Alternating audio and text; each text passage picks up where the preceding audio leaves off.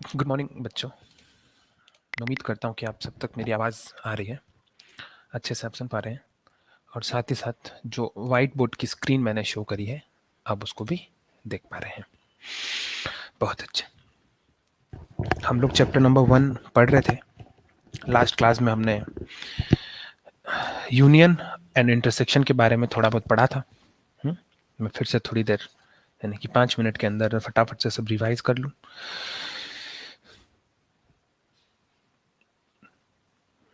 एक minute hold करें।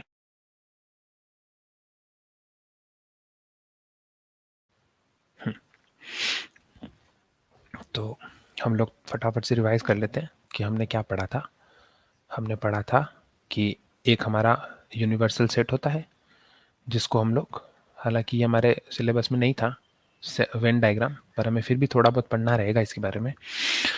तो वेन डायग्राम और यूनिवर्सल सेट को हम रेक्टेंगल से डिनोट करते हैं, और जो सेट्स होते हैं अंदर उनको हम लोग सर्कल से डिनोट करते हैं। तो ये बातें हमने पढ़ी थी। सपोज 1 2 3 4 5 6 है ना, तो इसका मतलब ये हो गया कि ए जो है उसके अंदर कौन है, 1 2 3 एलिमेंट्स है। बी जो था उसके अंदर क्या था, 4 5 और 6 एलिमेंट्स था। साथ ही हमने एक बात और पढ़ी कि सपोज करो कोई हमारे पास है सी, फिर कोई हमारे पास है डी। तो ये आ गया 1 2 3 4 5 6 7।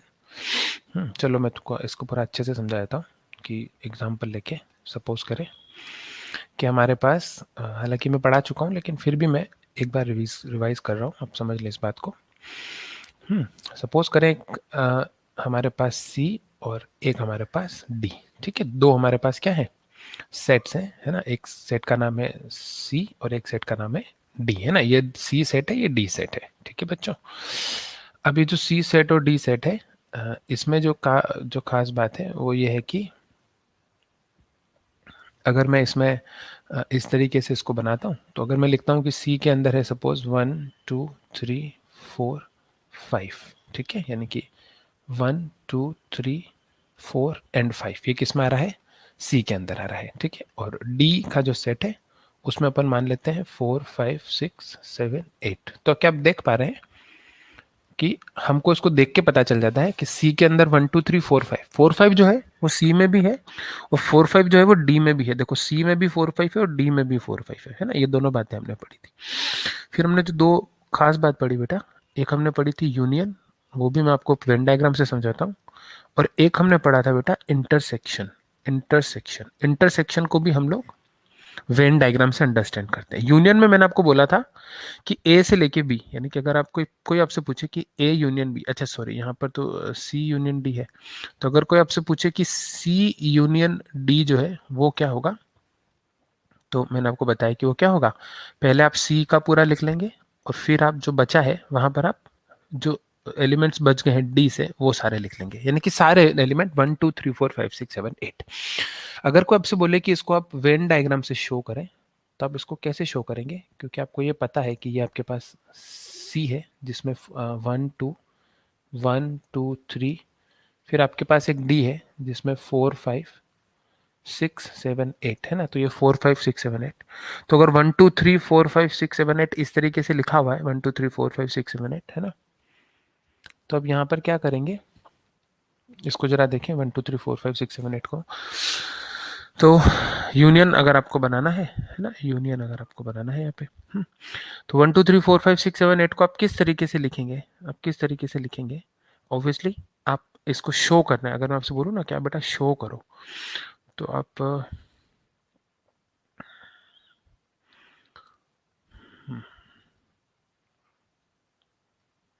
ठीक है, मैं आपसे बोल रहा हूँ शो करने के लिए। तो क्या आप देख पा रहे हैं कि ये जो पूरा एरिया होगा, कौन सा, ये पूरा एरिया जिसको मैं शेड बना रहा हूँ, है ना, ये पूरा एरिया हो गया सी यूनियन डी का, है ना। सी यूनियन डी का कैसे हो गया ये एरिया सी यूनियन डी का, आपको मेरी बात समझ में आई। ये जो एरिया हुआ पूरा, है ना, देखो क्यों, ये जो पूरा शेडेड रीजन है इसमें सब आ गए 1 2 3 4 5 6, यानी कि अगर कोई आपसे ये पूछ रहा है कि आप ये बताएं कि ये क्या बना पूरा, तो ये किसके लिए बना, ये बना आपके लिए ए यूनियन यानी कि सी यूनियन डी। अब यहाँ पे ए यूनियन बी भी ले सकते हैं ना, वो आपके ऊपर है। तो ये सी था, ये डी था, तो ये जो पूरा शेडेड रीजन बनाया आपने, ये सी यूनियन डी का बनाया। ठीक है, यहाँ पर हम एक और बात दिमाग में रख लेते हैं कि अगर कहीं पर इस शब्द का इस्तेमाल हो रहा है एटलीस्ट वन, है ना, एटलीस्ट वन ऑफ देम, तो हम लोग इसका या एटलीस्ट का अगर इस्तेमाल हो रहा है कहीं पर, at least the word at least is used, उससे हम यूनियन को अंडरस्टैंड करते हैं, है ना। एटलीस्ट से हम किसको अंडरस्टैंड करते हैं? यूनियन से,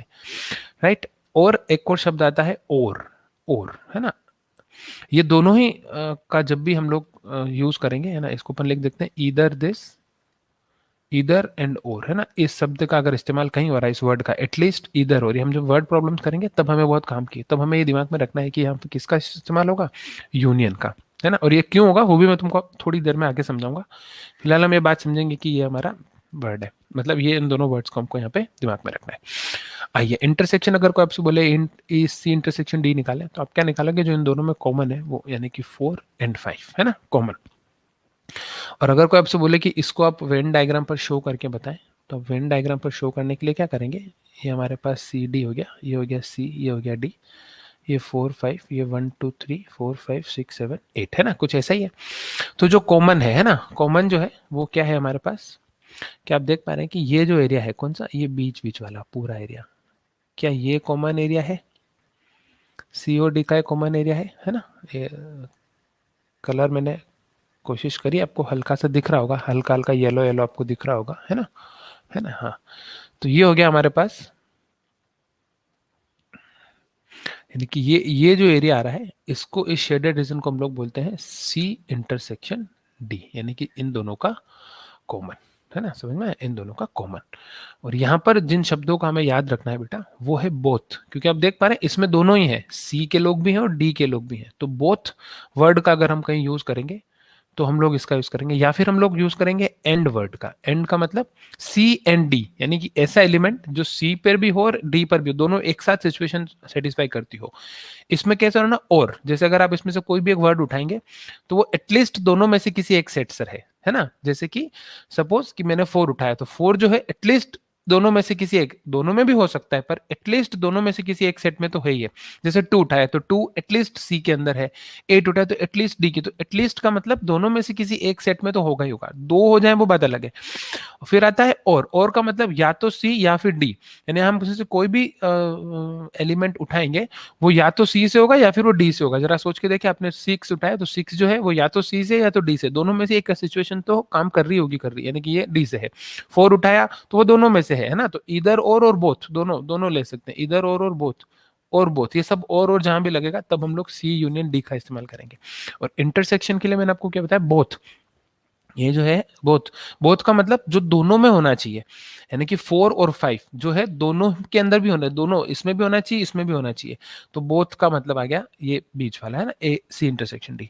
और एंड का मतलब सी एंड डी, ये दो। एंड का मतलब जो है ना, यहाँ पर एक थोड़ा लॉजिक लगाया, थोड़ा दिमाग लगाया। एंड का मतलब होता है कि उसको भी साथ में रखना है। जैसे कि चलो और एग्जांपल देता हूँ, यहाँ तक मैं उम्मीद करता हूँ कि आपको बात समझ में आ गई है। ठीक है, अब थोड़ा सा अपन इसको वर्ड प्रॉब्लम्स भी और समझ लेते हैं, फिर अपन आगे चलते हैं, है ना। जैसे अगर मैंने कहीं लिखा है, जैसे सी हमारे पास है, सपोज कि जो गाने गाते हैं, ठीक है, तो सिंगर्स, सारे के सारे सिंगर्स, ठीक है। और डी जो है वो कौन है? वो जो बाजे बजाते हैं, यानी कि इंस्ट्रूमेंटलिस्ट, ठीक है, इंस्ट्रूमेंटलिस्ट, यानी कि जो बजाने वाले हैं, ठीक है। अब अगर मैं लिखूंगा सी यूनियन डी, तो इसका मतलब हो गया, क्या मतलब हो गया इसका? कि एटलीस्ट दोनों में से एक, चाहे वो सिंगर हो, चाहे वो ये हो, चाहे वो बोथ हो। अब समझ में आ रहा है ना? इसका मतलब हुआ कि अ प्लेयर, अपन लिखेंगे a player at least, sorry a player नहीं, अपन क्या लिखेंगे यहाँ पे, अ पर्सन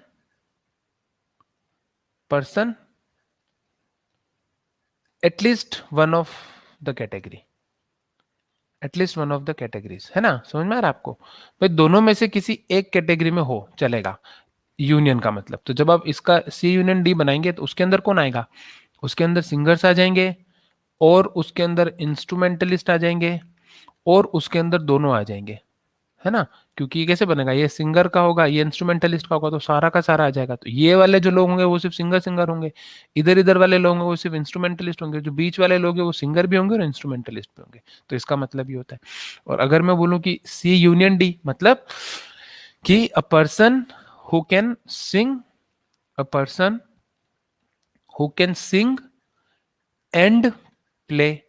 अब आप देखो, सिंग एंड प्ले या फिर बोथ, जो दोनों काम कर सके। तो दोनों काम कर सके तो बीच वाले लोग में ना, गा भी सके और बजा भी सके, तो सिंग भी कर सके। तो सिंग में ये तो सिर्फ सिंग कर सकते हैं, इधर वाले सिर्फ बजा सकते हैं, लेकिन ये बीच वाले जो लोग हैं इंटरसेक्शन वाले, ये कौन है, ये गा भी सकते हैं और बजा भी सकते हैं। तो यहाँ पर हम लोग क्या ले लेंगे, इंटरसेक्शन ले लेंगे। ठीक है बच्चों, मैं आई होप कि आपको ये बात अच्छे से समझ में आई है। It's not that difficult to understand. Okay, चलिए आगे चलते हैं हम लोग।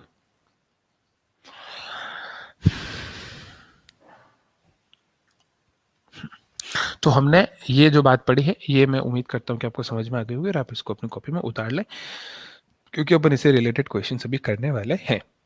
पहले हम लोग वो क्वेश्चंस करेंगे जो हमने पहले कल, मतलब कल की क्लास में हमारे नहीं हुए थे। लाइक 6th क्वेश्चन तक हमने कर लिया था, 7th क्वेश्चन हमको करना था, 7th और 8th क्वेश्चन, तो ये दोनों हम लोग करेंगे।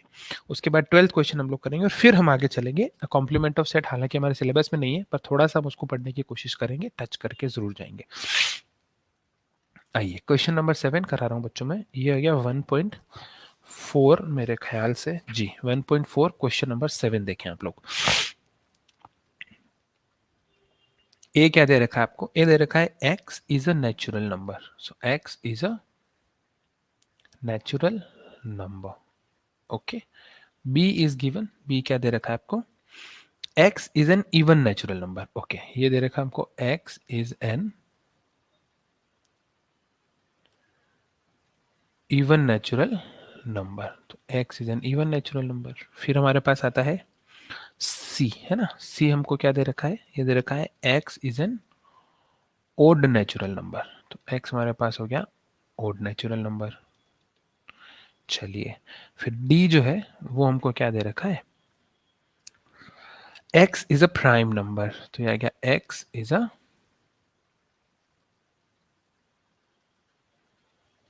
Prime number. ठीक है, तो ये चारों बातें हमको दे दी।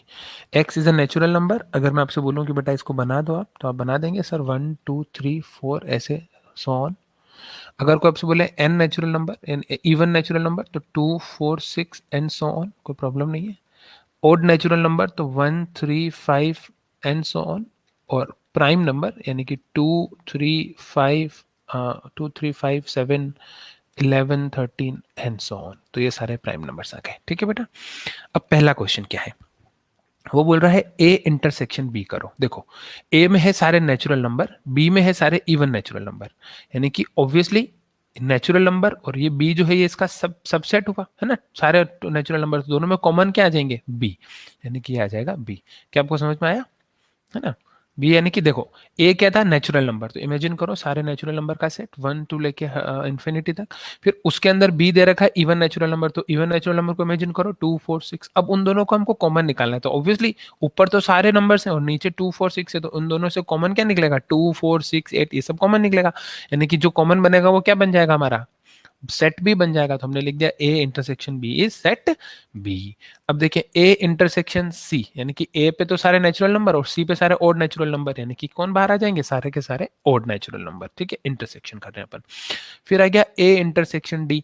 अब ए और डी ऑब्वियसली ये सारे नेचुरल नंबर से और ये सारे प्राइम नंबर से, तो इसमें भी सारे के सारे प्राइम नंबर क्या आ जाएंगे, इसमें से कॉमन आ जाएंगे। ठीक है जी, समझ में आ गई बात। नेक्स्ट आता है question number 4, B intersection C. अच्छा, बी दे रखा है सारे के सारे इवन नेचुरल नंबर, सी दे रखा है सारे के सारे ओड नेचुरल नंबर, तो इन दोनों में तो कुछ भी कॉमन नहीं है। इसका मतलब फाइव, फाइव मैंने आपको बताया था कि इसका हम इस्तेमाल कब करते हैं, इसको बोलते हैं फाइव। फाइव मतलब फॉर द एम्प्टी सेट, यानी कि अब कोई भी ऐसा सेट नहीं बन रहा है जो एम्प्टी हो और जिसके अंदर से हम लोग क्या निकाल सके, कोई एलिमेंट नहीं आ रहा है, इन दोनों में से कोई भी एलिमेंट नहीं है ना, तो ये क्या, नंबर ऑफ एलिमेंट्स आर 0, तो 5। नेक्स्ट देखते हैं बी इंटरसेक्शन डी। अच्छा, बी इंटरसेक्शन डी का मतलब इस इवन नेचुरल नंबर और प्राइम नंबर। तो प्राइम नंबर में है 2 3 5 6 और इवन नेचुरल नंबर 2 4 6। तो आप देख पा रहे हैं कि 2 है जो उन दोनों में कॉमन है। इसका मतलब यहां पर जो आ जाएगा सिर्फ 2, एक सेट के अंदर 2 आ जाएगा, यानी कि ये क्या हो गया हमारा, इवन इन दोनों का इंटरसेक्शन हो गया। और लास्ट हमको दे रखा है बेटा सी इंटरसेक्शन डी, यानी कि ये सारे ऑड नेचुरल नंबर्स हैं और ये सारे प्राइम नंबर्स हैं। तो देखो इसके अंदर से 2 को बाहर निकाल दें और इधर से 1, ये 1 और 2 कॉमन नहीं है, अदरवाइज तो पूरा का पूरा कॉमन है। यानी कि यहाँ पर क्या आ जाएगा, 3 से शुरू करेंगे, 3 5 फिर 7 फिर 11 फिर 13 and then so on all the prime numbers, right, जिससे बड़े सारे प्राइम नंबर्स। तो ये आ गया हमारे पास C intersection D. I hope बच्चों के क्वेश्चन नंबर 7 इंटरसेक्शन वाला आपको समझ में आया, बहुत आसान था। ओके, चलो नेक्स्ट है question number 8, which is which of the following pairs of sets are disjoint. अब हमें ये समझना है कि डिसजॉइंट सेट्स क्या होते हैं। चलिए आप एक बार इसको उतार लें फटाफट से, फिर हम आपको डिसजॉइंट सेट्स के बारे में थोड़ा समझाते हैं और फिर हम कॉम्प्लीमेंट ऑफ द सेट के बारे में पढ़ेंगे, which is not in our syllabus, पर हम फिर भी थोड़ा सा पढ़ेंगे। और 1.5 हम पूरी छोड़ देंगे बच्चों, क्योंकि वो हमारे सिलेबस में नहीं है। और फिर हम प्रैक्टिकल प्रॉब्लम्स करना शुरू करेंगे, 1.6 करेंगे। चलिए ये मिटा दें। देखिए क्वेश्चन नंबर, सबसे पहले डिसजॉइंट सेट्स क्या होते हैं। डिसजॉइंट सेट्स क्या होते हैं बेटा। डिसजॉइंट सेट्स होते हैं दो ऐसे सेट्स जिसमें कुछ भी कॉमन नहीं है, यानी कि when A intersection B is 5 is called कौन सा सेट, डिसजॉइंट सेट, है ना, समझ में आया। When A intersection B is 5, यानी कि ए सपोज करें 1 2 3, एग्जांपल ले रहे हैं हम लोग, बी सपोज करें 4 5 6।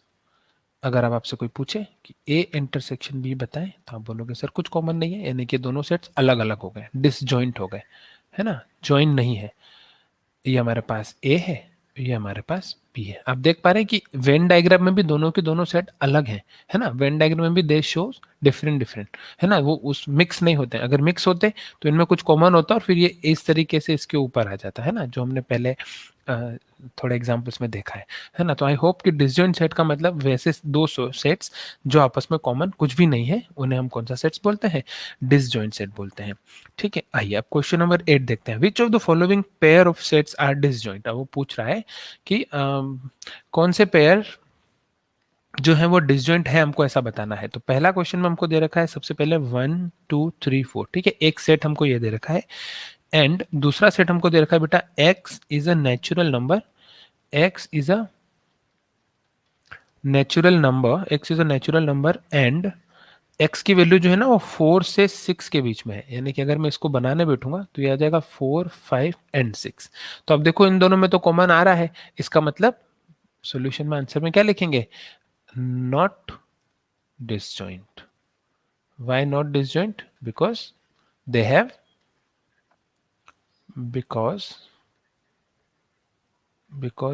have one element in common, है ना। उन दोनों में एक एलिमेंट कॉमन है। आपको पूरी बात नहीं लिखना, आपको सिर्फ इतना सा लिखना है कि दोनों this is not disjoint sets. ठीक है, सेकंड दे रखा है हमको ए E I O you, right, and उसके बाद दे रखा है and C, D, E and F. So obviously they are also not disjoint. Why not disjoint? Because E is common, है ना, यहाँ पर भी E common है, इधर भी E common है, तो इसमें भी ये दोनों common हो गए। तो that's why this is also not disjoint sets. Okay. I have to check, that whether the recording is going on or not, or the screen is properly shared or not. So that's why, guys. Come on. So 8 1 2. Okay, now the last one is the question number third is x is an even integer. X is an even integer, Okay, x is an even integer, and x is an odd integer. X is an odd integer. So x is, sorry, when x is an even integer, so even integer सारे के सारे सोच लें आप, और odd integer तो obviously there is nothing in common, right? Nothing in common between them. तो इसका मतलब this pair is a that's why this pair is a disjoint pair. This pair is pair of disjoint set. समझ में आ गया आपको? It's a pair of disjoint set. तो ये इसका आंसर है. चलिए, आई होप आपको समझ में आया है. तो अब क्वेश्चन नंबर 9th नहीं करना है, 10th नहीं करना है और 11th नहीं करना है, क्योंकि यहाँ पर डिफरेंस ऑफ द सेट दे रखा है. पर मैं आपको थोड़ा समझा देता हूँ, सिलेबस में नहीं है लेकिन हम थोड़ा सा टच कर लेते हैं इसको. डिफरेंस ऑफ सेट्स, ठीक है. जो चीज़ सिलेबस में नहीं होगी मैं यहाँ लिखूंगा साथ साथ कि नॉट इंक्लूडेड इन सिलेबस, है ना. तो आप समझ जाएं कि ये सिलेबस में नहीं है, पर हम सिर्फ उसको अंडरस्टैंड करने के पॉइंट ऑफ व्यू से पढ़ रहे हैं, ठीक है. तो डिफरेंस ऑफ सेट क्या होता है? Suppose there is a set A which is 1 2 3 4 5 and there is a set B which is 3 4 5 6 7. okay, and you are asked to find A minus B, यानी कि आपको क्या करना है? ए में से बी को घटाना है ना. डिफरेंस ऑफ द सेट, आपको डिफरेंस निकालना है ए माइनस बी, ए माइनस बी. तो आप क्या करेंगे? आप ए लिखेंगे और उसमें बी वाले वर्ड्स नहीं लिखेंगे. जो 3 4 5 बी में आ रहा है ना, चलो एक बार लिख देते हैं. 3 पहले आप ए पूरा लिख लेंगे, फिर आप उनको हटाएंगे जो बी में है. तो आप बी में ए तीनों चीजें हट गई, तो जो बचा हमारे पास वो क्या है? 1,2. यानी कि ए माइनस बी क्या आया? 1,2 आया. ठीक है. इसी टाइप से अगर कोई आपसे पूछे बी माइनस है, तो आप पहले तो बी लिखेंगे. बी हमारे पास है 3 4 5 6 7. अब उसमें से अपन उसको हटाएंगे जो ए में है. अब ए में कौन कौन है? 3 4 5. तो 3 4 5 हमने ए से हटा दिया, तो हमारे पास कौन बचेगा? 6 और 7. ये होता है ए माइनस बी, बी माइनस ए. इसको ऊपर हम वेन डायग्राम में थोड़ा अंडरस्टैंड करें बेटा, तो क्या होगा? देखो, ये हमारे पास ए है, सपोज करें ए, जिसमें आ गया 1 2 1 2. फिर ये हमारे पास बी है बेटा, जिसमें आ गया 3 4 5 इधर कॉमन, और 6 7. ये हमारे पास बी आ गया. तो अगर कोई आपसे बोलेगा ना ए माइनस बी, तो मैंने क्या बोला कि ए में से बी को हटाना है, यानी कि सिर्फ ये जो ओनली ए बचा है ना, इसको अपन ओनली ए भी बोलेंगे. ओनली ए है ना, ए माइनस बी. इसको अपन ओनली बी भी बोलेंगे कि बी में से अपने ए को हटा दिया, यानी कि सिर्फ बी बी वाले लोग, है ना. तो ए माइनस बी. यानी कि अगर मैं इसको इस पे बनाने की कोशिश करूं बेटा, तो कौन सा है? ये जो पोर्शन है, ये वाला पूरा पोर्शन है ना, ये वाला पूरा पोर्शन, इधर इधर वाला, यानी कि ये जो पूरा पोर्शन आया है, ये जो येलो कलर में मैंने जो पोर्शन किया है बच्चों, है ना, थोड़ा और इसको डार्क कर देते हैं. यानी कि ये जो पोर्शन है, ये हमारे पास क्या हो गया?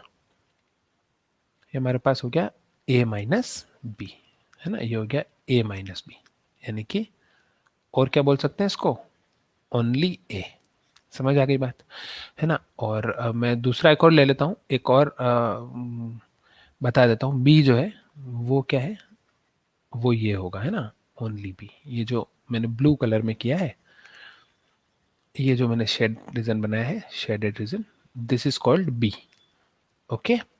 सो इफ आई हैव टू, तो मैं यहाँ लिख लेता हूँ इसको कि ये जो रीजन है, इसको अपन बोलेंगे बी माइनस ए या फिर ओनली बी.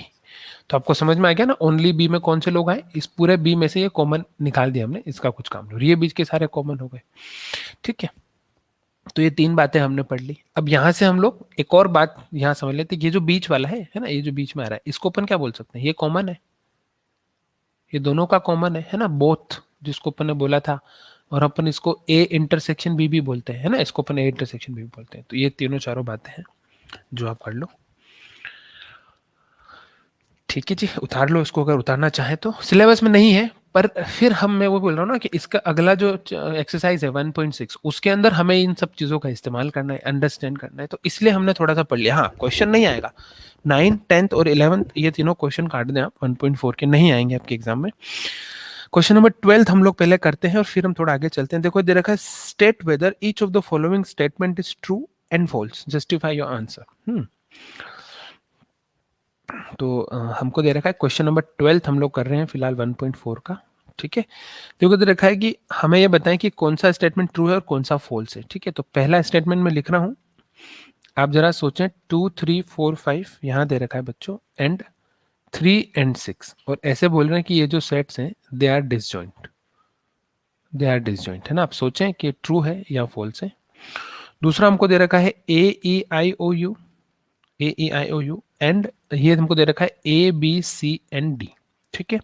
ये भी बोल रहा है कि ये दोनों डिसजॉइंट है। तो आप यहाँ पर भी सोचें कि डिसजॉइंट है या नहीं है, ये स्टेटमेंट ट्रू है या फॉल्स है। थर्ड है बच्चों 2 6 10 एंड 14, एंड बच्चों यहाँ दे रखा है 3 7 11 and 15 are disjoint, are disjoint. तो मुझे बताएं कि क्या ये भी डिसजॉइंट है या नहीं है, इसके बारे में भी आप सोचें। And the last one is 2 6 10, and ये आ गया बच्चों 3 7 11 आर डिसजॉइंट्स और नॉट, ठीक है। तो देखें यहाँ पर है 2 3 4 5 और 3 3 3 दोनों में आ गया, इसका मतलब ये स्टेटमेंट क्या हो गया, फॉल्स हो गया। यहाँ देखिए ए ई आई ओ यू, ए भी आ गया, यानी कि ये स्टेटमेंट भी क्या हो गया, फॉल्स हो गया। डिसजॉइंट नहीं है ना इवेंट, दोनों सेट्स 2 6 10 14 3 7, हाँ ये बिल्कुल सही है। तो यहाँ पर क्या आ जाएगा, ट्रू, राइट। और यहाँ 2 6 7 3 7 11, तो ये भी क्या हो जाएगा हमारे लिए, ट्रू, ठीक है। तो ये क्वेश्चन एक रह गया था बीच में, तो मैंने सोचा कि मैं करा दूं। चलिए, फिर इसके बाद है नेक्स्ट टॉपिक है कॉम्प्लीमेंट ऑफ सेट। ये भी हम टच कर लेते हैं, है ना, पढ़ते नहीं है, पूरा नहीं पढ़ेंगे, पर इसको समझ जरूर लेते हैं कि क्या है ये चीज, है ना। चलो ये मिटा दूं मैं। देखिए अगला टॉपिक है कॉम्प्लीमेंट ऑफ द सेट। अब कॉम्प्लीमेंट ऑफ द सेट पे पूरी की पूरी एक्सरसाइज है ना। Complement of set again not included in our syllabus, है ना। यानी कि 1.5 पूरी स्किप करनी है, ठीक है बच्चों। 1.5 से कुछ भी नहीं करना है। पर कॉम्प्लीमेंट सेट क्या होता है बेटा, देखो जैसे अगर ए हमारे पास है 1 2 3 4, ठीक है, और एक यूनिवर्सल सेट हमारे पास है 1 2 3 4 5 6 7 8। तो ए जो है यानी complement of A, complement of A जो है उसको हम लोग ए डैश बोलेंगे, या फिर हम उसको ए बार बोलेंगे। दोनों में से कुछ एक बोल सकते हैं, या तो ए डैश बोल सकते हैं या फिर हम उसको ए बार बोल सकते हैं ना, कुछ भी बोल सकते हैं। ए डैश भी बोल सकते हैं और ए बार भी बोल सकते हैं, कॉम्प्लीमेंट्स। और ये क्या होता है, ये होता है यूनियन में से ए को माइनस करना। यूनियन में से ए को माइनस करना मतलब ए के अलावा यूनियन में कौन कौन है, सॉरी यूनिवर्सल में कौन कौन है, यूनिवर्सल में से ए को माइनस करना। 1 2 3 4, देखो यूनिवर्सल में कौन है, बाकी बचे 5 6 7 8, तो ये आ जाएगा 5 6 7 8, समझे। ए नहीं, कॉम्प्लीमेंट का मतलब होता है नॉट ए। इसका अगर अपन वर्ड में देखें तो ये आता है नॉट ए, है ना। मैं आपको वेन डायग्राम में भी ये बात बता देता हूँ कि सपोज करें कि ये आपका ए है जिसमें 1 2 3 4 था और फिर बाहर 5 6 7 था। ये हमारा यूनियन है और ये हमारा एक यूनिवर्सल है, यूनियन नहीं यूनिवर्सल सेट है और ए है। तो अगर आपसे बोले कि आप ए डैश बताएं, है ना, अगर कोई आपसे बोले कि आप ए डैश बताएं, ठीक है बेटा, तो ए डैश के लिए आपको क्या करना पड़ेगा कि ये जो बाहर का है सारा, है ना, ये जो सारा ये जो सारा है ए डैश, उसको अपन ए डैश बोले। नहीं, ए को छोड़कर जो कुछ भी यूनिवर्सल सेट के अंदर आ रहा है ना, उन सबको अपन लोग किस में कंसिडर करेंगे, हम लोग एज अ ए बार या फिर कॉम्प्लीमेंट ऑफ ए, ये जो सारा बार बार का है ना। तो आपको मेरी बात समझ में आई होगी कि ये जो बाहर का रीजन है इसको हम ए डैश या फिर नॉट ए के नाम से जानते हैं। किस नाम से जानते हैं बेटा, नॉट ए। और नॉट ए आप देख पा रहे हैं, यूनिवर्सल में से ए को माइनस किया, तो ये जितना भी हमारे पास यूनिवर्सल सेट था उसमें से इसको हटा दिया है, जो बीच वाला है इसको माइनस कर दिया, तो बचा कौन, 5 6 7 8, सॉरी 8 भी था यहाँ पे कहीं पे, तो 5 6 7 8 वो आ गया हमारे पास नॉट ए। ये होता है बच्चों कॉम्प्लीमेंट सेट ऑफ ए, ठीक है जी। 1.5 आप छोड़ दें, पूरी नहीं आएगी हमारे सिलेबस में, ठीक है। 1.6 आएगी, वो हम पढ़ते हैं इसके बाद, ठीक है। यहाँ तक आपको समझ में आ गया होगा, इसको मैं बिठा देता हूँ। अब हमने एक बात थोड़ी देर पहले पढ़ी थी, डिफरेंस ऑफ सेट, ये बातें जो हमने पढ़ी थी, यहाँ मैं थोड़ा सा आपका ध्यान ले जाना चाहता हूँ और इसको मैं चाहता हूँ कि आप अंडरस्टैंड करें कि सपोज करें कि आपने एक वेन डायग्राम बनाया, ठीक है। उस वेन डायग्राम में एक सेट ए है, उस वेन डायग्राम में एक सेट बी है ना, एक सेट ए है, एक सेट बी है, ठीक है। तो जो सेट ए है उसमें मानो कि 1 2 3 और 4 5 दोनों में, और 6 7 8 ये है, यानी कि ए के अंदर हमको क्या दे रखा है, 1 2 3 4 5 दे रखा है हमको ए के अंदर। बी के अंदर हमको क्या दे रखा है, 4 5 6 7 8, ठीक है। अच्छा, अब मैंने आपको बोला था कि अगर मैं आपसे बोलूं कि बेटा ओनली ए बताओ, तो आप क्या करोगे, इस पूरे ए में से ये 4,5 को माइनस कर दोगे, है ना, यानी कि ए माइनस बी निकालोगे आप। इस पूरे ए में से बी को हटा देंगे, तो ओनली ए में कौन बचा, 1 2 3, ओनली ए में ये लोग बचे। अच्छा, अगर आपसे पूछें कि ओनली बी में बचा है कितने लोग हैं, तो आप बोलेंगे सर बी में से ए निकाल लें, ओनली बी में से, यानी कि पूरे बी में कितने 6 7 8 4 5 है, 4 5 को हटा दे तो 6 7 8 किस में आ गए, ओनली बी में आ गए। और ये जो बीच में दोनों कॉमन है, यानी कि both both A and B, है ना, बोथ ए एंड बी, देखो एंड का शब्द का इस्तेमाल भी हो गया, बोथ का भी हो गया, इसका मतलब हम किसकी बात कर रहे हैं, इस बीच की, यानी कि हम बात कर रहे हैं ए इंटरसेक्शन बी की। तो यहां पर आ गया हमारे पास 4 एंड 5, ठीक है जी। और अगर मैं आपसे बोलूं कि बेटा मेरे को ए यूनियन बी बताओ, इसका मतलब आप क्या बोलोगे, ये क्या चीज है, ए यूनियन बी का मतलब क्या होता है, ए यूनियन बी का मतलब होता है कि एटलीस्ट, या फिर इधर इधर वाला शब्द का यूज करेंगे अपन, है ना, यहां आ जाएगा इधर, इधर ए और बी और बोथ। तो ये भी, फिर ये भी, फिर ये भी, ये तीनों चीजें ए इंटरसेक्शन इसमें आ जाएगी, ठीक है। तो अब आप जरा यहां देख के बताएं, हम एक फॉर्मूला डिराइव कर रहे हैं, वो आप समझें कि ये जो ओनली ए है ना, ओनली ए, अगर मैं आपसे बोलूं कि यार ये जो ए यूनियन बी है, इसमें नंबर ऑफ एलिमेंट्स कितने हैं ए यूनियन बी में, तो number of elements A union B में कितने हुए बेटा, देखें आप, 1 2 3 4 5 6 7 8, तो 8 नंबर्स हो गए, है ना, नंबर ऑफ नंबर, ये एन लगा दिया मैंने, इस सेट के आगे एन लगा दिया, मतलब नंबर ऑफ एलिमेंट्स आ गए, टोटल 8 एलिमेंट्स हो गए। अब मैं बोलूंगा कि नंबर ऑफ एलिमेंट्स इन ए में कितने एलिमेंट्स है, देखो ए में ये टोटल 5 एलिमेंट्स है, 1 2 3 4 5, तो इसमें 5 एलिमेंट्स है। मैं बोलूंगा number of elements in B, यानी कि नंबर ऑफ एलिमेंट्स बी में कितने हैं, टोटल बी में भी 5 एलिमेंट्स है, 5 एलिमेंट्स है। और मैं बोलूंगा नंबर ऑफ एलिमेंट्स दोनों के कॉमन में कितना नंबर ऑफ एलिमेंट है, देखो दोनों के कॉमन में 2 नंबर्स ऑफ एलिमेंट है ना। तो आप देख पा रहे हैं कि अगर मैं इन दोनों को जोड़ के इसको माइनस करूं तो 8 आ जाता है, और एक्चुअल में बात यही है, देखो अगर मैं n A plus n B, देखो यहां देखना, आगे वाले पेज से बताता हूं मैं आपको, ठीक है, इसको वन डिलीट करते हैं। देखो अगर मैं इसे लिख रहा हूं n A plus n B, तो ये n A plus n B क्या हुआ, है ना, ये n A plus n B क्या हुआ, ये हुआ, ये ए था हमारे पास 1 2 3 4 5, ये तो जनरल अपन एग्जांपल लिया बच्चों, है ना, अपन से समझ रहे हैं, अगर मैं एन ए लिख रहा हूं इसका मतलब मैं इन सब की बात कर रहा हूं, है ना, ये पूरे की बात कर रहा हूं, इसको अपन ऐड कर दिया, प्लस मुझे चाहिए एक्चुअल में, मुझे जो चाहिए ना वो मैं यहाँ लिखना की कोशिश कर रहा हूँ बेटा, मुझे चाहिए number of element in A union B में, ठीक है, मुझे नंबर ऑफ एलिमेंट इस सब में नंबर ऑफ एलिमेंट चाहिए। तो मैंने लिखा भाई सबसे पहले तो नंबर ऑफ एलिमेंट इन ए, यानी नंबर ऑफ एलिमेंट इन, यानी इस पूरे को जोड़ दिया अपन ने, फिर plus number of element in B, ठीक है, number of element in B, तो number of element in B, तो number of element in B में ये सब आ गए। अब आप देख रहे हैं कि जब मैंने इसको ऐड किया, यानी कि नंबर ऑफ एलिमेंट ए इन सबको ऐड किया, और जब मैंने बी में इन सबको ऐड किया, तो ये 4 5 दो बार ऐड हो गया। एक बार तो जब नंबर ऑफ एलिमेंट ए किया तब ऐड हो गया, और फिर दूसरी बार जब नंबर ऑफ एलिमेंट बी किया तब ऐड हो गया, मतलब दो बार ऐड नहीं करना मुझे, इस जगह को तो एक ही बार ऐड करना है, इसलिए मेरे को उसमें से माइनस करना पड़ेगा एक बार के लिए। और किसको माइनस करूंगा मैं, इसके इंटरसेक्शन को, देखो इसका इंटरसेक्शन है ये, है ना, 4,5 जो है ये 4, इन दोनों का इंटरसेक्शन है, तो एक बार ए के टाइम पे ऐड हो गया, एक बार बी के टाइम पे ऐड हो गया, जबकि मुझे तो एक ही बार इसको काउंट करना है। तो जब मैंने ए के टाइम पे ऐड किया तब मैंने पूरा ऐड कर लिया, अब दिमाग में रखो कि ये एक बार ऐड हो चुका है। जब मैंने बी के एलिमेंट्स ऐड किए तब ये बी के एलिमेंट अलग से ऐड हुए, लेकिन ये 4 5 भी एक बार वापस ऐड हो गया, तो इस 4 5 को तो मैं एक ही बार काउंट करना है, तो हमने कर लिया था पहले, तो इस बार जब किया तो उसको फिर अपन माइनस कर देंगे, यानी कॉमन को निकालेंगे, और ये है हमारा इंपॉर्टेंट फॉर्मूला, ये बहुत काम की चीज है, इसको आप जरूर समझें, ठीक है। इसका क्या मतलब है, नंबर ऑफ एलिमेंट, यानी कि पूरे के पूरे जितने सेट्स बन रहे हैं इन सब में टोटल नंबर इतने हैं, ये एन ए है, ए मतलब जो टोटल ए में आने वाले लोग हैं, ये बी है यानी टोटल बी में आने वाले लोग हैं, और माइनस ये जो दोनों का कॉमन है, एक बार माइनस करने पर ये आ जाता है, ठीक है, ये इंपॉर्टेंट फॉर्मूला है, और हम इसी का हमको यूज करना है।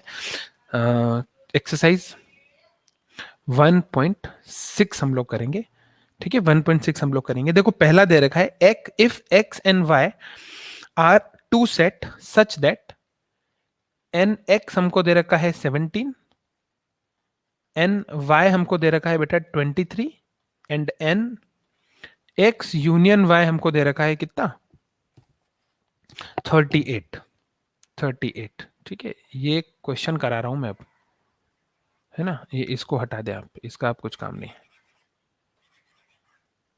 ये फॉर्मूला दिमाग में रखना है आपको, ठीक है। 38, तो वो बोल रहा है find n x intersection y, तो एक्स इंटरसेक्शन वाई मतलब ये ए इंटरसेक्शन बी, यानी कि ये क्या आ जाएगा, जब मैं इसको उधर भेजूंगा तो ये सेम इस तरफ आ जाएगा, यानी कि इसका फॉर्मूला हो जाएगा N x plus N Y और minus N x union B, है ना, आप देख पा रहे हैं X union Y, sorry B नहीं वाई, एक्स यूनियन वाई, आप देख पा रहे हैं ना, देखो ये यूनियन वाला इधर आ गया तो प्लस का माइनस हो गया, और ये माइनस वाला उधर चला गया तो प्लस हो गया, यानी कि ए इंटरसेक्शन बी आ गया A plus B minus A union B. तो हमें ये चाहिए एन एक्स इंटरसेक्शन वाई, तो इसकी वैल्यू आ गई 23, उसकी वैल्यू आ गई 17, और दोनों में से 38 को हम लोग माइनस कर देंगे, तो कितना आ जाएगा 7 और 3, 23 और 17 कितना हो गया बच्चा, आई थिंक 50 हो गया। 50 में से अगर अपन 38 को माइनस करते हैं, 50 होता है 40 होता है, 40 होता है 50 नहीं होता, है ना, 40 होता है। तो 40 माइनस 38, तो कितना आंसर आ जाएगा 2, यानी कि वो 2 लोग हैं जो बीच में है। आई बात समझ में, उतार लें भाई, ये क्वेश्चन नंबर हमने फर्स्ट कर लिया, 1.6 का क्वेश्चन नंबर फर्स्ट कर लिया।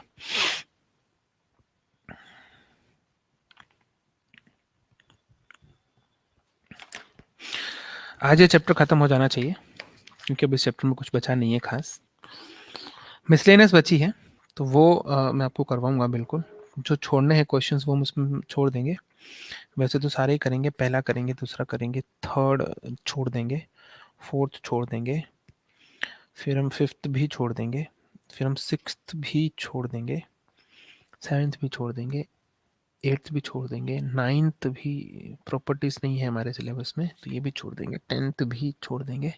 चलो देखते हैं कौन कौन सा क्वेश्चन छोड़ना है और कौन कौन से करने हैं। मैं उम्मीद करता हूँ कि ये क्वेश्चन आपको समझ में आया, ठीक है। आइए चलिए अब अपन कर रहे हैं दूसरा क्वेश्चन, किसका 1.6 का। देखें आप, if x and y are two set, कि x यूनियन y जो है उसमें कितने एलिमेंट्स है टोटल 18, है ना, हैज 18 एलिमेंट्स। फिर x में कितने एलिमेंट्स है ना, आपके पास बुक होनी चाहिए बच्चों, 8 एलिमेंट्स है, यानी कि element in x are 8 elements, and y के अंदर टोटल कितने एलिमेंट्स है 15 एलिमेंट्स है। तो वो बोल रहा है कि अब x इंटरसेक्शन y में कितने एलिमेंट्स होंगे। तो ये तो सिंपल सा फॉर्मूला हमने जो पढ़ा है पहले, है ना, वही लग जाएगा, क्या लग जाएगा x plus N y minus N x union y, ठीक है जी। तो ये आ जाएगा 18 प्लस, नहीं सॉरी, ये आ जाएगा 8 प्लस 8 प्लस, है ना, x में 8, यहाँ पर 8 प्लस y में 18 और माइनस ये आ जाएगा 18, ठीक है जी। तो ये मेरे हिसाब से हो जाएगा 5, तो आंसर आ जाएगा 5, ठीक है, उतार लें। अब देखो थर्ड क्वेश्चन काफी अच्छा है, थर्ड क्वेश्चन जो है ना उससे हमको बहुत सारी चीजें हमको समझ में आएगी, क्योंकि थर्ड क्वेश्चन इज द थोड़ा सा वर्ड उसके अंदर प्रैक्टिकल प्रॉब्लम आना शुरू होती है ना। तो थर्ड क्वेश्चन देखो आप अंडरस्टैंड करना, वो बोल रहा है इन अ ग्रुप, है ना, ये क्वेश्चन मैं यहाँ पर बोर्ड पे लिखता हूँ अच्छे से ताकि आपको पढ़ते पढ़ते क्वेश्चन समझ में आए, कि एक ग्रुप है इन अ ग्रुप ऑफ 400 पीपल। देखिए टोटल जो बच्चे हैं ना, टोटल उस ग्रुप में कितने लोग हैं 400। इसका मतलब हमें क्या पता चला, इससे हमें ये पता चला कि टोटल 400 है, यानी कि अगर टोटल कितने ग्रुप हैं यहाँ पे, हिंदी बोलने वाले इंग्लिश बोलने वाले, दो दो टाइप के ग्रुप है, यानी कि टोटल अगर हमारे पास आ जाए तो हम उसको लिखते हैं बेटा ए यूनियन बी, है ना, ए यूनियन बी, यानी कि एन ए यूनियन बी हमको कितना दे रखा है 400 दे रखा है ना, आपको समझ में आई बात। फिर हमारे पास आ रहा है if 250 people can speak Hindi, okay, तो 250 250 people 250 people can speak Hindi, है ना, 250 people can speak Hindi, and total कितने 200 कैन स्पीक इंग्लिश, ओके, यानी 200 can speak English, and how many people can speak both Hindi and English, वो बोल रहा है find how many people can speak both, क्या शब्द का इस्तेमाल किया है, बोथ हिंदी एंड, फिर एंड का इस्तेमाल किया है और फिर लिखा है इंग्लिश, है ना, ये दो वर्ड है, both and, Hindi and English. ठीक है, पहले इसको यहां देखो तुम, वेन डायग्राम से अपन समझते हैं।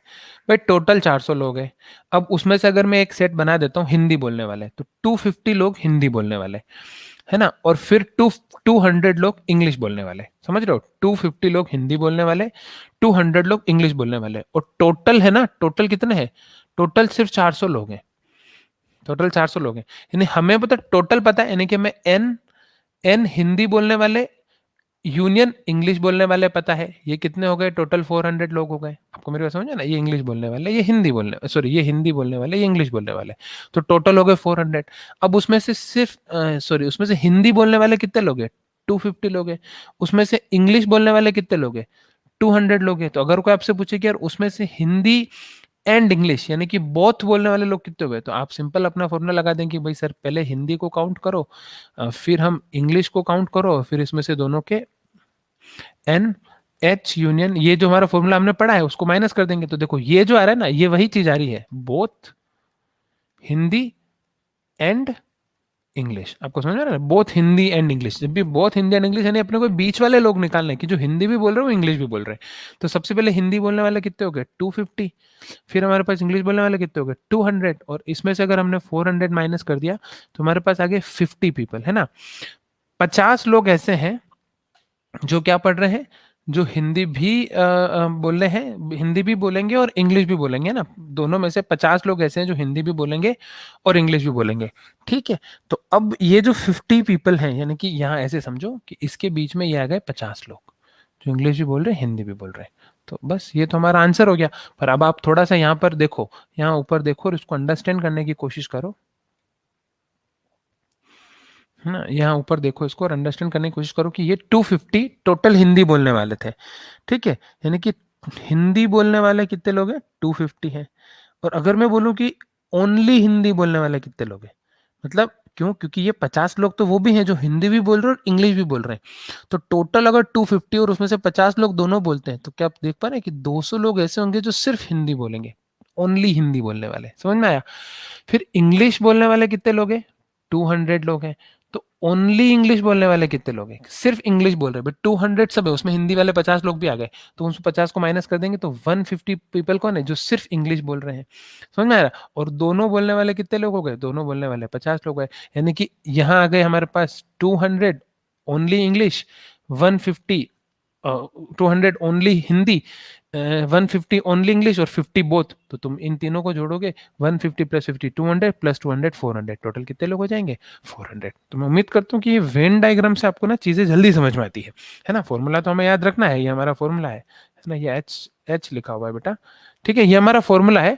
फॉर्मूला तो हमें याद रखना ही है, पर ये फॉर्मूला आया कैसे उसको भी थोड़ा हमको अंडरस्टैंड करना है, कि जो हमने ऊपर वेन डायग्राम बनाया है उसको आप समझना है ना, क्योंकि आगे ऐसा आएगा जब पूछेंगे सिर्फ ओनली ओनली वाली चीजें भी आएगी, तो तब हमें इसका आंसर आना चाहिए। ठीक है बेटा, अब देखो क्वेश्चन नंबर अपन करते हैं फोर्थ। फोर्थ तो फिर again it's very very simple question, है ना, फोर्थ क्वेश्चन बहुत सिंपल है। देखो फोर्थ क्वेश्चन क्या दे रखा है, if S and T R two sets such that S में टोटल कितने एलिमेंट्स हैं 21 एंड टी में टोटल कितने एलिमेंट्स हैं 32, राइट। एंड ये क्या दे रखा है, एस इंटरसेक्शन टी जो है, एस इंटरसेक्शन टी जो है बेटा, उसमें टोटल कितने एलिमेंट्स दे रखे हैं, 11 एलिमेंट्स दे रखे हैं ना, एस इंटरसेक्शन टी में हमको 11 एलिमेंट्स दे रखे हैं। तो ये आ गया है एस यूनियन टी। हाँ जी, एस यूनियन टी में कितने लोग आएंगे बताओ जल्दी से, एस यूनियन टी में तो फॉर्मूला लगाएगा simple, s plus n t minus s intersection t, यही फॉर्मूला हमने पढ़ा, तो ये आ गया 21 प्लस कितना आ जाएगा बच्चों 32 माइनस 11, ये आ गया मेरे हिसाब से 3 and 5 minus 11 which is 2 and 4, तो 42 would be total students, यानी total number of elements in both of the sets S and T। ठीक है जी, चलिए क्वेश्चन नंबर 5th देखेंगे हम लोग। क्वेश्चन नंबर 5th, उतार लें भाई, इसको उतार लें जल्दी से आप। हाँ, ये क्वेश्चन चैप्टर हम कल ही खत्म कर पाएंगे, क्योंकि कुछ एग्जाम्पल्स भी हैं बच्चों जो काफ़ी अच्छे हैं, इंटरेस्टिंग है। वो एग्जाम्पल भी मैं आपको चाहता हूँ कि कराऊँ, है ना, ताकि आपकी जो तैयारी है अच्छी हो। क्वेश्चन नंबर 5 देखेंगे बच्चों हम लोग। Question number 5, if x and y are two set such that x has 40 element, तो x में कितने एलिमेंट्स आ गए? 40 elements. And x union y में टोटल कितने एलिमेंट्स आ गए? 60 एलिमेंट आ गए। एंड x इंटरसेक्शन y में कितने एलिमेंट्स आ गए? 10 एलिमेंट्स आ गए। तो हमसे पूछ रहा है कि आप ये बताएं कि n y में कितने होंगे। तो बस सिंपल कोई भी फॉर्मूला लगा दो। आपका जो फॉर्मूला है, जो आपने अभी पढ़ा है, क्या फॉर्मूला है? n x यूनियन y क्या होता है? N x plus N y minus N x intersection y, है ना, ये होता है। तो हमें चाहिए एन वाई, यानी कि एन वाई को इस तरफ रहने दो, इन दोनों को उधर भेज दो। तो ये आ गया n union y plus n x intersection y minus n intersection x. समझ में आया ना? देखो, ये इसको यहीं रहने दिया, इसको भी उस तरफ भेजा, उसको भी उस तरफ भेजा। तो इसके बाद ये वैल्यू माइनस में थी तो प्लस हो गई, प्लस में थी तो माइनस हो गई। देखो, ये आ गया हमारे पास 60, ये आ गया हमारे पास 10, और उसमें से अगर अपन 10 माइनस 40 माइनस कर देंगे तो 50 में से 40 गए तो कितना आ गया? 10। तो 10 इज आवर आंसर। बस एक फॉर्मूला है, उस पर बेस्ड है सारे क्वेश्चंस। सिंपल सा है सब कुछ। उतार लें आप।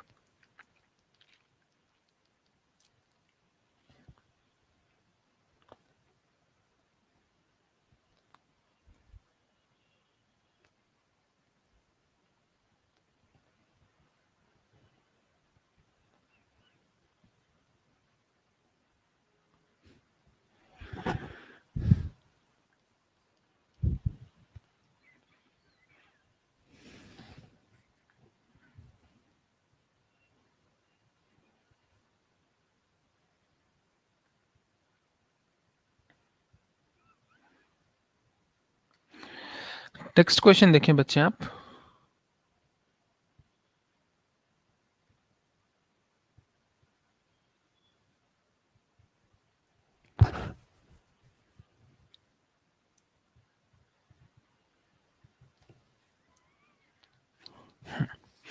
क्वेश्चन नंबर 6 देखेंगे बच्चे। क्वेश्चन नंबर 6 क्या बोलता है?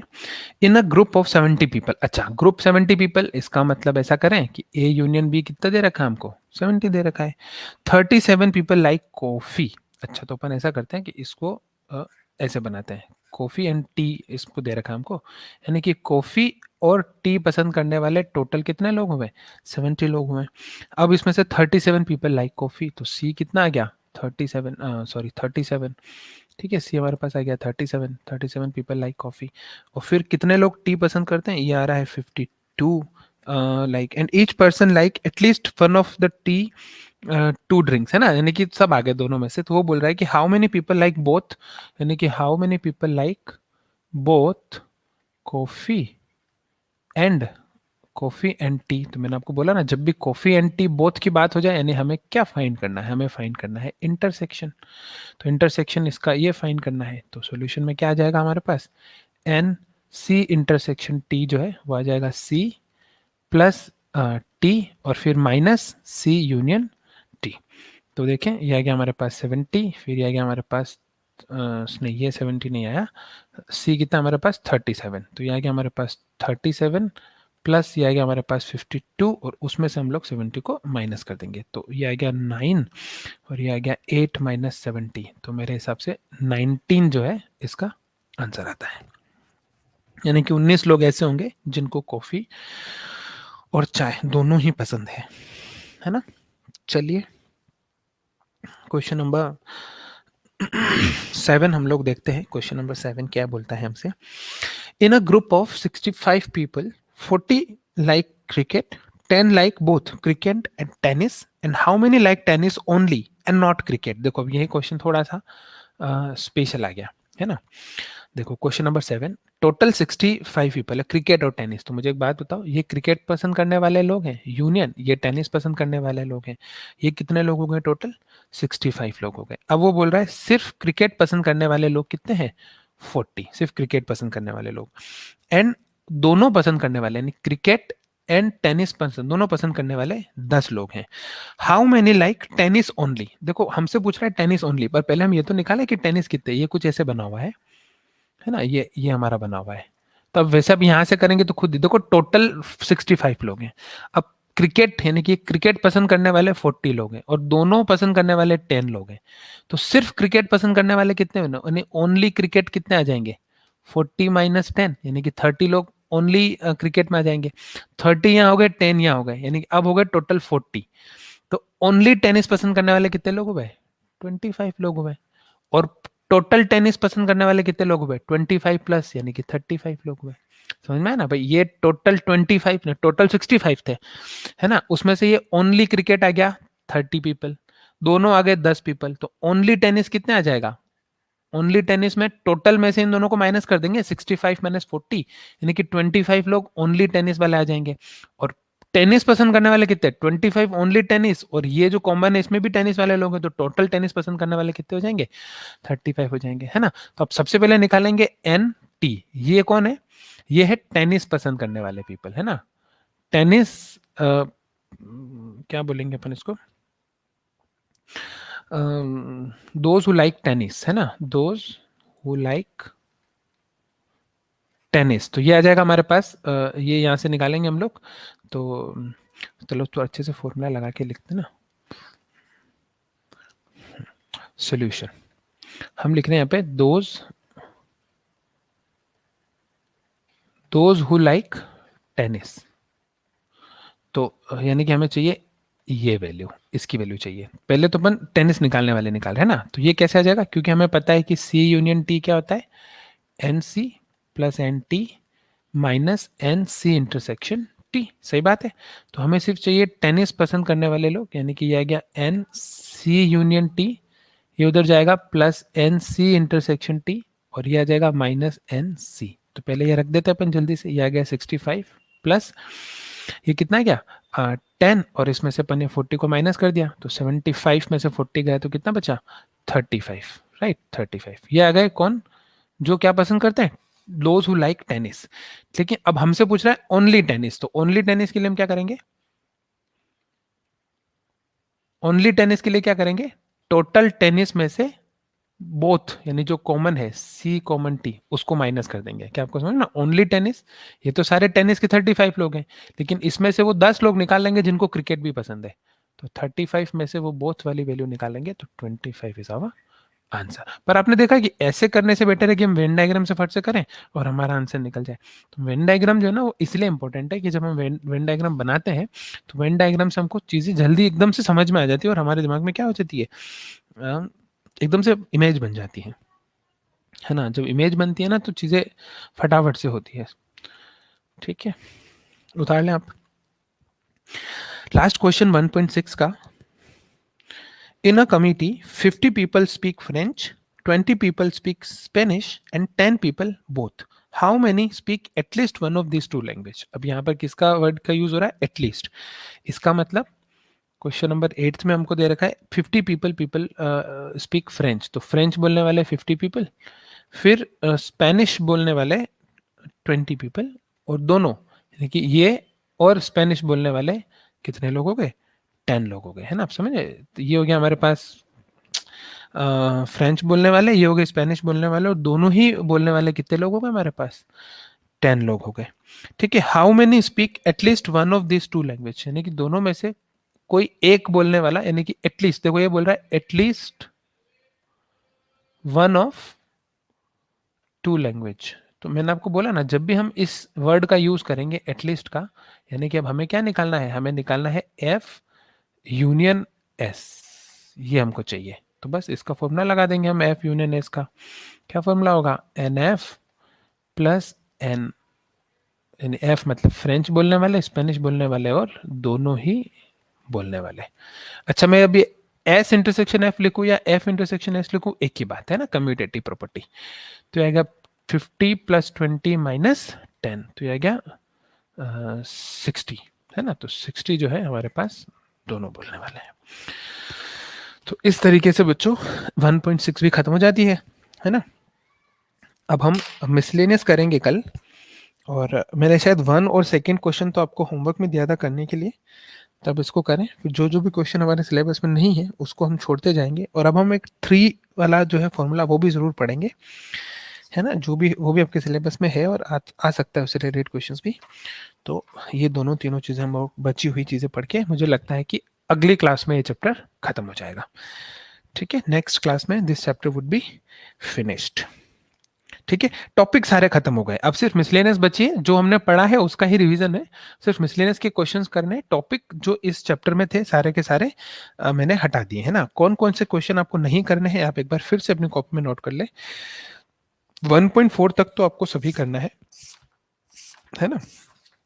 1.4 तक तो आपको सभी करना है। आपके सिलेबस में पावर सेट नहीं है इसलिए आपको पावर सेट नहीं पढ़ना है, पर मैंने पढ़ा दिया था, तो हमको क्वेश्चन नंबर 5 नहीं करना है 1.3 का।